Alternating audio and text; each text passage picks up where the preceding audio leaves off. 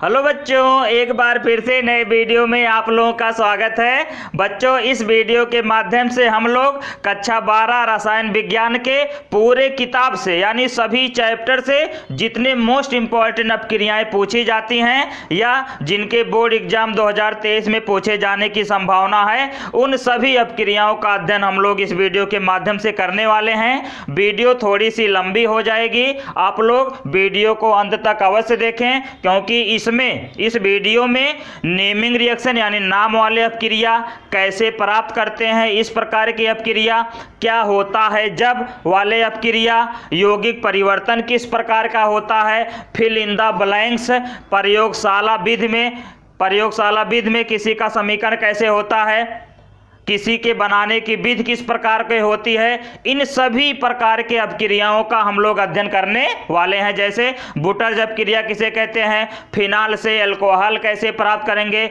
Ethane से ethene कैसे प्राप्त करेंगे, एल्डोल संघनन अपक्रिया क्या होता है, इन सभी प्रकार यानी ढेर सारे पूरे किताब यानी पहले चैप्टर से लेकर 14वें चैप्टर तक जितने मोस्ट इंपॉर्टेंट अपक्रियाएं पूछे जाने की संभावना है, सभी अपक्रियाओं का अध्ययन करेंगे। आप लोग वीडियो को अंत तक जरूर देखें।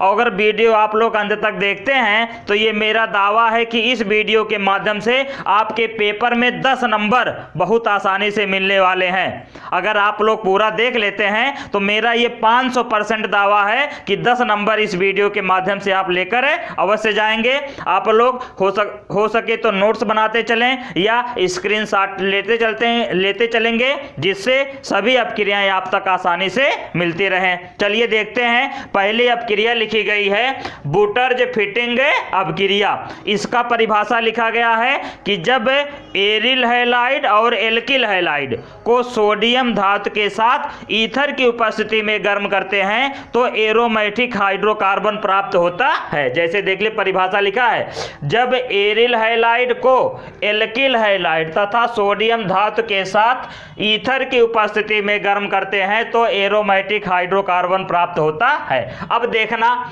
यहां एरिल हैलाइड को किससे व्यक्त करते हैं, एरिल हैलाइड मतलब ArX, एरिल हैलाइड हो गया, सोडियम धातु यानी Na हो गया, और एल्किल हैलाइड मतलब है RX, तो X और R, ये हो गया एरिल हैलाइड, ये हो गया एल्किल हैलाइड, और ये हो गया सोडियम धातु किसकी उपस्थिति में, ईथर की उपस्थिति में। और जब ईथर की उपस्थिति में गर्म करेंगे तो ध्यान देना, यहां से देखिए NaX निकल जाएगा, 2 अणु इसका लेंगे तो 2 Na और 2 X निकल जाएगा, और यहां से Ar यानी एरोमेटिक यौगिक और R माने एल्किल हैलाइड, तो बन गया क्या, Ar और R और प्लस बन गया 2NaX। अब इसका समीकरण आप देखिए, जैसे Ar माने एरोमेटिक मतलब बेंजीन हो गया, तो बेंजीन का हम क्या ले लेंगे, C6H6 बेंजीन में होता है, लेकिन ये X जुड़ा है तो H5 और यहाँ पर क्या ले ले, Cl, और फिर 2Na यही है, और यहाँ पर भी हम ले ले Cl और R के स्थान पे ले ले CH3। बस वही आपका ईथर रहेगा और ईथर की उपस्थिति में गर्म होगा। ये फेनिल क्लोराइड है, ये क्या है, फेनिल क्लोराइड, और इस फेनिल क्लोराइड को किसके साथ, मेथिल क्लोराइड के साथ, इस फेनिल क्लोराइड को मेथिल क्लोराइड के साथ, इसका नाम जान रहे हैं, सोडियम धातु की उपस्थिति में ईथर की उपस्थिति में गर्म कर रहे हैं, तो यहां से NaCl, देखिए NaCl निकल जाएगा और बन जाएगा C6H5CH3 और प्लस बन गया 2NaCl, और इसका नाम है टॉलुइन। क्या हो गया, टॉलुइन। अब इस प्रकार अपक्रिया कौन सी हो गई, बुटर्ज फिटिंग अपक्रिया। अब कभी कभी बच्चे कंफ्यूज हो जाते हैं, इसलिए दोनों एक साथ लिखा गया है। बुटर्ज अपक्रिया क्या होता है, बुटर्ज अपक्रिया में भी ईथर रहता है, बुटर्ज अपक्रिया में सोडियम धातु भी रहता है, लेकिन बच्चे कंफ्यूज हो जाते हैं, पूछता है बुटर जब क्रिया तो लिख कर आते हैं बुटर फिटिंग, और पूछता है यदि बुटर फुटिंग अब क्रिया तो लिख कर आते हैं बुटर जब क्रिया। तो बुटर जब क्रिया किसे कहते हैं कि जब दो एल्किल हाइलाइड को, बुटर जब क्रिया में है जब दो एल्किल हाइलाइड को सोडियम धातु के साथ ईथर की उपस्थिति में गर्म करते हैं तो एल्केन बनता है। हाइड्रोकार्बन बनता है लेकिन एल्केन एरोमेटिक नहीं बनता, एलिफेटिक बनता है, तो एल्केन प्राप्त होता है। जैसे देखिए दो एल्किल, जब देखिए परिभाषा, जब दो एल्किल हैलाइड को सोडियम धातु के साथ ईथर की उपस्थिति में गर्म करते हैं तो एल्केन प्राप्त होता है, जिसे बुटर जब क्रिया कहते हैं। अब इसका समीकरण देखिए, दो एल्किल हैलाइड यानी आर माने एल्किल, एक्स मतलब हैलाइड प्लस सोडियम धातु के साथ फिर एक एल्किल हैलाइड यानी एक्स और आर, एक एल्किल ये हाइलाइड ये हो गया, एक एल्किल हाइलाइड ये हो गया, और इसको ईथर की उपस्थिति में गर्म करना है, ईथर की उपस्थिति में गर्म करना है। तो यहां से देखिए फिर क्या निकल जाएगा, NaXX यानी 2NaX निकल जाएगा, और R से R जुड़ गया, R और R, तो ये हो गया आपका एल्केन, ये क्या हो गया एल्केन, और प्लस 2NaX। अब इसका दूसरा समीकरण आप लिखना चाहे तो यहाँ लिख दें CH3Cl प्लस Na, फिर CH3Cl, तो यहाँ का Cl, यहाँ का Cl, NaC, यहाँ का Na, तो NaCl और CH3 क्या बन गया, यही ईथर की उपस्थिति में गर्म होगा।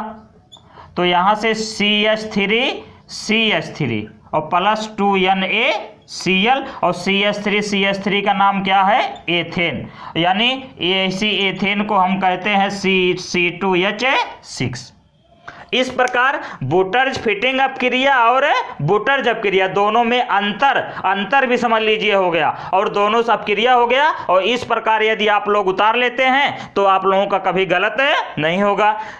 यदि आप लोगों को वीडियो अच्छा लग रहा हो तो प्लीज़ वीडियो को लाइक कर दीजिए अभी से, नहीं तो बाद में आप लोग वीडियो में खो जाएंगे देखते देखते, और लाइक करना और सब्सक्राइब करना भूल जाएंगे। इसलिए हमारे चैनल पे पहली बार आए हो तो प्लीज़ चैनल को सब्सक्राइब करें। देखते हैं कि दुश्मनी हम ही लोगों से रहता है, क्यों? क्योंकि देखने वाले तो बहुत लोग रहते हैं, व्यूज बहुत रहते हैं, लेकिन सब्सक्राइब कम लोग रहते हैं। भैया हाथ जोड़कर निवेदन है कि सब्सक्राइब करने में आपका कोई भी पैसा नहीं लगता है, फ्री में सब्सक्राइब होता है। आप सब्सक्राइब करेंगे हमको मोटिवेशन मिलेगा, और हम आप लोगों तक और अच्छे से अच्छे वीडियो पहुंचाते रहेंगे।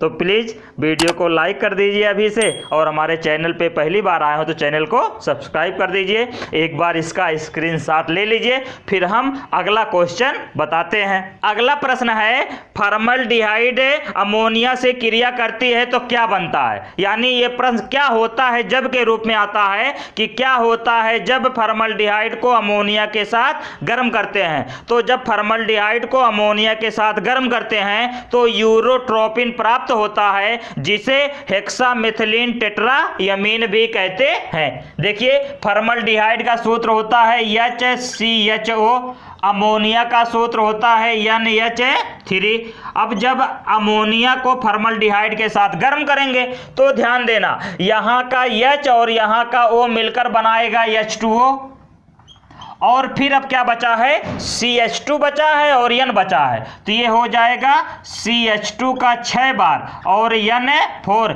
इसी का नाम है यूरोट्रोपिन। इसी का नाम क्या है यूरोट्रोपिन, या दूसरा नाम इसका भी पहले संतुलित करिए। संतुलित करने के लिए यहाँ 6 है तो यहाँ 6 लगाएंगे। O कितना हो गया 6 बार, तो यहाँ 6। N कितनी बार है 4, तो यहाँ लगा देंगे 4। ये फॉर्मल्डिहाइड हो गया, ये हो गया अमोनिया। तो जब फॉर्मल्डिहाइड को अमोनिया के साथ गर्म कर रहे हैं तो क्या बन रहा है यूरोट्रोपिन, जिसका दूसरा नाम है क्या 6 पे हेक्सा।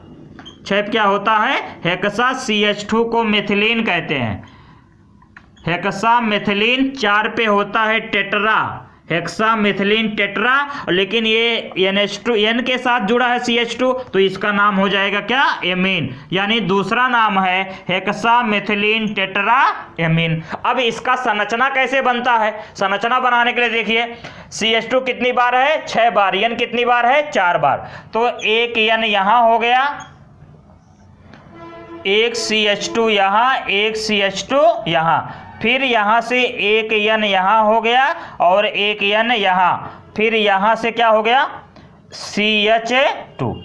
अब देख लिए 3 बार CH2 हो गया, 3 बार N हो गया। अब यहाँ से ये चौथा CH2, ये N चौथा N हो गया, और फिर यहाँ से क्योंकि नाइट्रोजन 3 बंध बनाता है तो ये CH2 फिर CH2 और N, सभी का पूरा कोई नाइट्रोजन का 1 2 3 बंध, प्रत्येक कार्बन का 4 बंध, 2H वाला 3 1 4, 2H वाला 3 1 4, यानी ये हो गया किसका संरचना, यूरोट्रोपिन का। कभी कभी पेपर में आपका यूरोट्रोपिन का संरचना भी बनाने के लिए आता है। अब आप इसका स्क्रीनशॉट ले लीजिए, फिर हम अगला क्वेश्चन बता रहे हैं। इस प्रकार अगला प्रश्न है कि ऑक्जेलिक अम्ल से फार्मिक अम्ल कैसे प्राप्त करेंगे, या ये फार्मिक अम्ल बनाने की प्रयोगशाला विधि का भी समीकरण है, प्रयोगशाला विधि का भी समीकरण है। तो इसका भाषा लिखा गया है कि जब देखिए जब ऑक्जेलिक अम्ल को ग्लिसरॉल की उपस्थिति में 110 डिग्री सेंटीग्रेड ताप पर गर्म करते हैं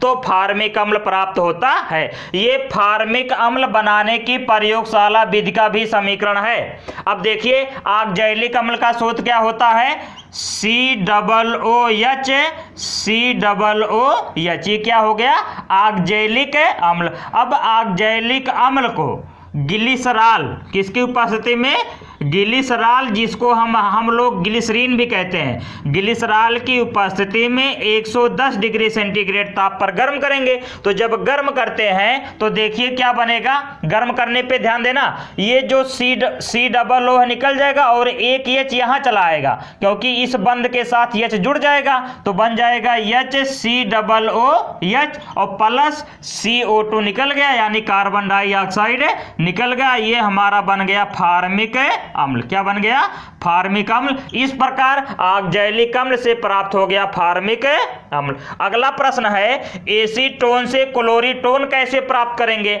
एसीटोन से क्लोरीटोन कैसे प्राप्त करेंगे। इसका प्रश्न आएगा कि कैसे प्राप्त करेंगे, केवल समीकरण दीजिए, दिया रहेगा एसीटोन से क्लोरीटोन। तो एसीटोन का सूत्र क्या होता है कि जब एसीटोन को क्लोरोफार्म के साथ, किसके साथ, क्लोरोफार्म के साथ KOH यानी पोटेशियम हाइड्रोक्साइड की उपस्थिति में गर्म करते हैं तो क्लोरीटोन प्राप्त होता है। देखिए एसीटोन का सूत्र होता है CH3CO यानी CH3COCH3। इसको थोड़ा सा इस प्रकार हम दिखा दें, ये डबल बॉन्ड O, ये हो गया एसीटोन। क्या हो गया, ये एसीटोन हो गया।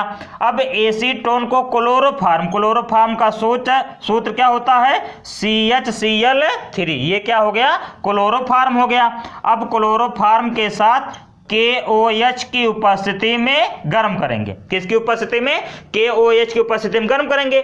तो ये जो डबल बॉन्ड है इसको दोनों को अलग अलग करेंगे। यहां पर देखिए CH3 हो गया, यहां पर भी क्या हो गया CH3। अब C जो है इस C का ऐसे कर देंगे, ऐसे बन गया कि नहीं। अब इस O के साथ एक H जुड़ जाएगा, O के साथ H यानी OH हो गया, और बचा क्या है CCl3। तो यहां पर हो गया CCl3, इसी का नाम है क्लोरीटोन। इसी का नाम क्या है, क्लोरीटोन। यानी हमारा प्राप्त हो गया एसीटोन से क्लोरीटोन। अब इस प्रकार आप इस समीकरण को उतार लीजिए, आप लोग इसका स्क्रीनशॉट ले लीजिए, फिर हम लोग अगला समीकरण नेमिंग रिएक्शन वाला देखते हैं। अगला प्रश्न है क्लोरोबेंजीन से DDT कैसे प्राप्त करेंगे, या प्रश्न ऐसे भी इसका पूछा जा सकता है, क्या होता है जब क्लोरोबेंजीन को क्लोरल के साथ सल्फ्यूरिक अम्ल की उपस्थिति में गर्म करते हैं तो DDT प्राप्त होता है। इसका भाषा लिखा गया है कि जब क्लोरोबेंजीन को सांद्र सल्फ्यूरिक अम्ल की उपस्थिति में क्लोरल के साथ, किसके साथ, क्लोरल के साथ गर्म करते हैं तो DDT प्राप्त होता है। ये DDT कीटनाशक दवा है। क्या है, कीटनाशक दवा है जो पौधों पर छिड़काव के रूप में किया जाता है। चलिए देखिए क्लोरल का सूत्र होता है CCl3CHO। क्लोरल का सूत्र क्या हो गया, CCl3CHO, ये हो गया क्लोरल।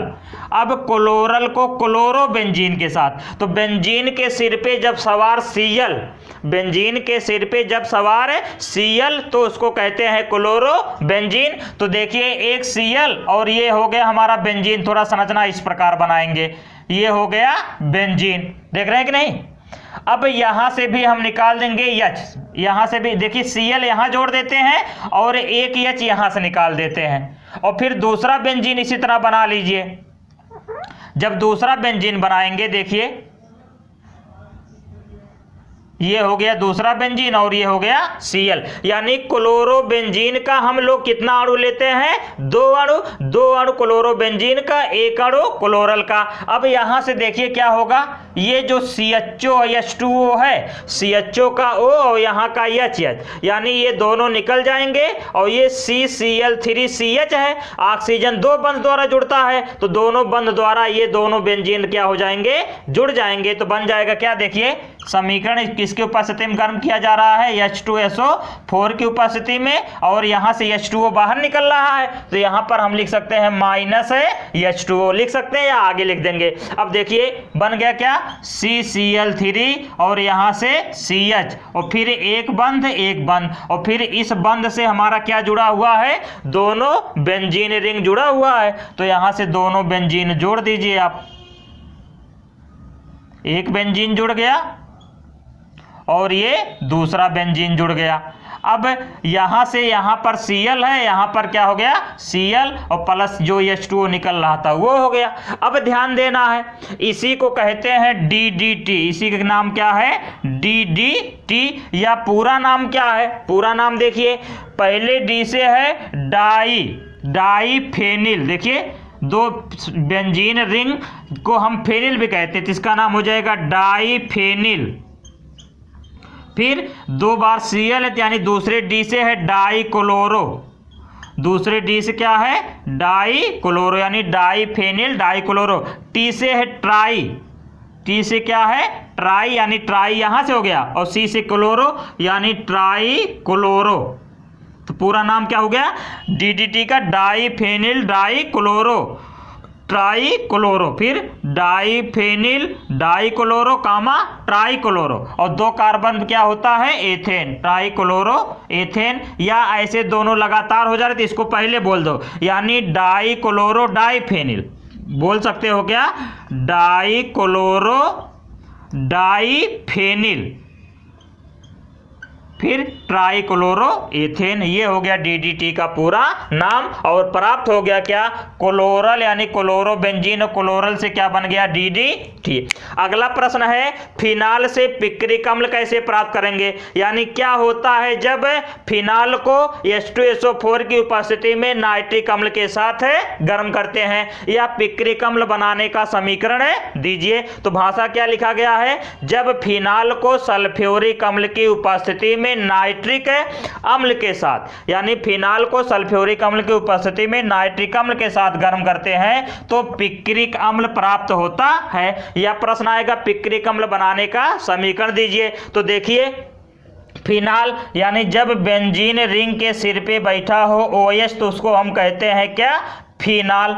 ये हो गया फिनाल, किसके साथ, नाइट्रिक अम्ल। नाइट्रिक अम्ल का सूत्र HNO3 किसकी उपस्थिति में गर्म करना है, H2SO4 की उपस्थिति में गर्म करना है। अब ध्यान देना, पिक्रिक अम्ल में बेंजीन रिंग के साथ OH और NO2 3 बार जुड़ा होता है, तो यहां से हम 3 लेंगे, और 3 लेंगे तो ये देखिए 3 OH है और 3 NO2 है। इसको जब तोड़ेंगे तो OH और NO2 में टूटता है, किस में टूटता है, HNO3 OH में और NO2 में। तो यहां से 3 अणु लेंगे तो 3 OH भी हो गया, 3 NO2 भी हो गया। अब क्या करना है, ध्यान देना, एक H यहां से निकलेगा, एक H यहां से निकलेगा और एक H यहां से, एक H 3 OH के साथ 3 H2O हो गया। तो जहां से H निकल रहा है तीनों जगह से, वहां से NO2 जाकर जुड़ जाएगा। यानी देखिए बन गया हमारा क्या, ये तो बेंजीन रिंग हो गया, और यहां पे बैठा है OH, तो यहां से एक H निकाले NO2, यहां से एक H निकाले NO2 और यहां से एक H निकाले NO2 और इसी का नाम है क्या? पिक्रिक अम्ल। इसी का नाम क्या है? पिक्रिक अम्ल। इसका नाम क्या है? पिक्रिक अम्ल। और प्लस देखिए 3H निकला और 3 OH के साथ मिलकर बना लेगा क्या? 3H2O। अब पिक्रिक अम्ल का एक दूसरा नाम क्या है? दूसरा नाम क्या है? देखिए यहां से 1 नाम, ये 1 है, 2 3 4 5 6, यानी 2 पे जुड़ा है, 4 पे जुड़ा है और 6 पे, यानी 2 4 6 कितनी बार जुड़ा है? 3 बार। ट्राई क्या जुड़ा है? नाइट्रो, यानी 2 4 6 ट्राई नाइट्रो। और किसके साथ जुड़ा है? फिनाल के साथ। यानी दूसरा नाम होता है पिक्रिक अम्ल का 2 4 6 ट्राई नाइट्रो फिनाल। इस प्रकार हमारा फिनाल से क्या प्राप्त हो गया? पिक्रिक अम्ल। एक बार आप लोग भी इसका स्क्रीनशॉट अच्छे से ले लीजिए, फिर हम अगला नाम वाले समीकरण बताते हैं। अगला नेमिंग रिएक्शन है श्मिट अपक्रिया किसे कहते हैं? विलियमसन संश्लेषण अपक्रिया किसे कहते हैं? या रोजनमुंड अपचयन अपक्रिया किसे कहते हैं? ये सभी नेमिंग रिएक्शन के यानी नाम वाले अपक्रिया के अलावा बनाने की विधि भी है, बनाने की विधि भी है, या पेपर में क्या होता है जब के रूप में आता है। तो इसमें जो पहला है श्मिट अपक्रिया, ये मेथिलएमीन के बनाने की विधि है। मेथिलएमीन के बनाने की विधि है। विलियमसन संश्लेषण अपक्रिया डाई एथिल ईथर बनाने की विधि का समीकरण है। रोजनमुंड अपचयन अपक्रिया एस्टल्डिहाइड के बनाने की विधि का समीकरण है। तो एक ही समीकरण से हम कई प्रकार के अपक्रियाओं के बारे में अध्ययन कर सकते हैं। तो देखिए श्मिट अपक्रिया में क्या है कि जब एस्टिक अम्ल को हाइड्रोजोइक अम्ल के साथ, जब एस्टिक अम्ल को हाइड्रोजोइक अम्ल के साथ H2SO4 की उपस्थिति में गर्म करते हैं, तो 0 डिग्री सेंटीग्रेड ताप पे गर्म करते हैं, तो मेथिलएमीन प्राप्त होता है। क्या प्राप्त होता है? मेथिलएमीन। देखिए समीकरण, एस्टिक क्लोराइड का सूत्र क्या होता है? CH3COO एस्टिक अम्ल, CH3COO एस्टिक अम्ल हो गया। हाइड्रोजोइक अम्ल का सूत्र होता है N3H। क्या होता है? N3H। किसकी उपस्थिति में गर्म करना है? H2SO4 की उपस्थिति में गर्म करना है। तो देखना ध्यान से, यहां से CH3 है और यहाँ का एक NH, एक N और H, NH और यहाँ का H2H, तो बन जाएगा क्या? CH3। देखिए CH3 हो गया, यहाँ का H, यहाँ का NH, तो यानी NH2 बन गया और प्लस ये CO बच रहा है, यानी CO2 के रूप में निकल गया। और यहाँ से एक N निकला था, 2 N बचा था, तो यहाँ बन गया क्या? N2। ये हो गया मेथिलएमीन। क्या हो गया? मेथिलएमीन बनाने की विधि का समीकरण, या दूसरी अपक्रिया हो गई श्मिट अपक्रिया। फिर विलियमसन संश्लेषण अपक्रिया क्या है कि जब सोडियम एथॉक्साइड को एथिल आयोडाइड के साथ, सोडियम एथॉक्साइड को एथिल आयोडाइड के साथ गर्म करते हैं, तो डाई एथिल ईथर प्राप्त होता है, जो डाई एथिल ईथर बनाने की प्रयोगशाला विधि का समीकरण है। देखिए सोडियम एथॉक्साइड का सूत्र है C2H5ONA। ये हो गया सोडियम एथॉक्साइड को एथिल आयोडाइड के साथ, यानी C2H5I के साथ क्या करना है? गर्म करना है। तो जब गर्म करेंगे तो ध्यान देना, यहां से Na, यहां से I निकल जाएगा और बचा क्या है? C2H5O, C2H5, यानी C2H5O, C2H5 और प्लस क्या निकल गया? NaI, और इसी का नाम है डाई एथिल ईथर। नाम क्या है?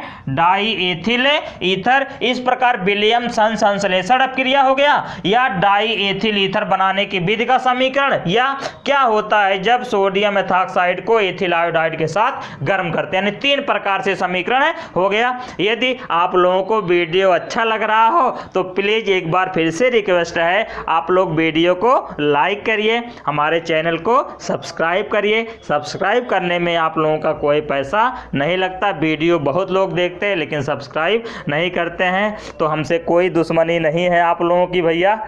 इसलिए हाथ जोड़कर विनती है कि आप हमारे चैनल को सब्सक्राइब करें, लाइक करें, जिससे हमको मोटिवेशन मिलता रहे और आप लोगों तक अच्छा सा वीडियो पहुंचता रहे। चलिए अगला प्रश्न देखते हैं। रोजनमुंड अपचयन अपक्रिया या मेथिलेमीन बनाने की विधि का समीकरण। तो देखिए वो एस्टल्डिहाइड बनाने की विधि का समीकरण। रोजनमुंड अपचयन अपक्रिया क्या होता है कि जब एस्टिल क्लोराइड का पीडी या H2SO4 जिसका नाम होता है जाइलिन यानी लेड और सल्फ्यूरिक अम्ल का मिश्रण होता है जाइलिन की उपस्थिति में हाइड्रोजन द्वारा आंशिक अपचयन, बहुत थोड़ी सी मात्रा में अपचयन कराते हैं तो एस्टल्डिहाइड प्राप्त होता है। देखिए एस्टिल क्लोराइड का सूत्र होता है CH3COCl। अपचयन हाइड्रोजन द्वारा अपचयन कराना है किसकी उपस्थिति में, जाइलिन की यानी पीडी और H2SO4 की उपस्थिति में हल्का सा गर्म करेंगे तो क्या होगा, ध्यान देना, यहां से एक H यहां से Cl निकलेगा और एक H यहां पर जाकर जुड़ जाएगा तो CH3CHO बन जाएगा यानी CH3CHO और जो H निकल रहा है एक H बच रहा है जो Cl निकल रहा है उसके साथ मिलकर HCl और इसी का नाम है एसिटल्डिहाइड। क्या नाम है, एसिटल्डिहाइड। इस प्रकार ये आपके 10 समीकरण हो गए। इस वीडियो में आपके कितने समीकरण हो गए, 10 समीकरण हो गए और फिर आगे का 10 समीकरण, आगे का 10 समीकरण इसके बाद वाले वीडियो में आप लोगों को मिलेगा जिसका नाम रहेगा पार्ट 2। पूरे किताब से अगर पूरा ढेर सारा बता दिया जाएगा तो आप लोग बोर भी हो जाएंगे और याद भी नहीं कर पाएंगे, इसलिए इसको 2 टुकड़ों में बताया जाएगा। अगर आप लोग कहेंगे हमको कमेंट करेंगे तो ये वाला वीडियो या जो कल वीडियो आएगा दोनों को एक ही में जोड़कर आपको परसों तक मिल जाएगा, या आज वाला वीडियो और कल वाला वीडियो जो आएगा उसको देख लीजिएगा। पूरे बुक से जितने समीकरण आपके इंपॉर्टेंट वाले बनते हैं जिनके बोर्ड एग्जाम 2023 में आने की संभावना है, यदि आप लोग उसको अच्छे से पढ़ लेते हैं तो मेरा दावा है कि आपको पेपर में समीकरण वाले पोर्शन से आपको 10 में 10 नंबर आसानी से मिल जाएगा। अब यदि आप हमारे चैनल पे पहली बार आए हो तो प्लीज़ चैनल को सब्सक्राइब करें, वीडियो अच्छा लगा हो तो प्लीज़ वीडियो को लाइक करें। इसी क्रम में एक नए वीडियो के साथ फिर मुलाकात होगी, तब तक के लिए जय हिंद, वंदे मातरम।